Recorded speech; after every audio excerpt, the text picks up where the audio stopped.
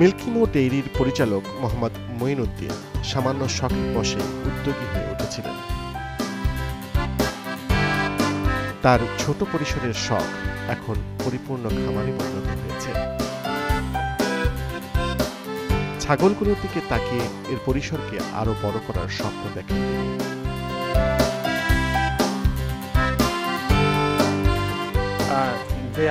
এটা আমার ছাগলের খামার। তো এইখানে আমি শখের বশে আমি 3টা ছাগল নিয়েছিলাম।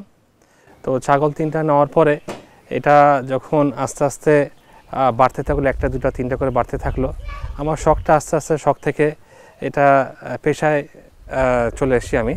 এটা আমার বাণিজ্যিকভাবে আমি নিতেছি এটা, এবং এটা বাণিজ্যিকভাবে এটা ছাগলটা খুবই ভালো।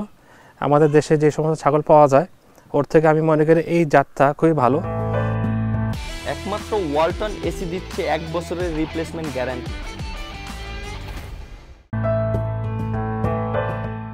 ছাগল পালন এমনিতেই সুবিধাজনক। বিশেষ করে একটি ছাগল বছরে যে বাচ্চা দেয়, যে কোনো খামারের জন্যই তা লাভজনক। তবে অন্য যে কোনো বিষয়ের মতোই থাকতে হবে বিশেষ সতর্কতা। যে আমার কয়েকটা জিনিস, 3টা জিনিস আমাকে স্মরণ রাখতে হবে। একটা হচ্ছে জাত নির্বাচন, দ্বিতীয় হচ্ছে বাসস্থান, আর তৃতীয় হচ্ছে তার খাদ্য ব্যবস্থাপনা। এই 3টা জিনিস যদি আমি সঠিকভাবে পরিচালিত করতে পারি তাহলে কিন্তু আমার এটা লাভবান হবে।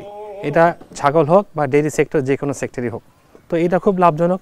এটা অন্য ছাগল যেগুলো 20 কেজি করে ওজন হয়, এই ছাগলগুলো 150 কেজি ওজন হয়।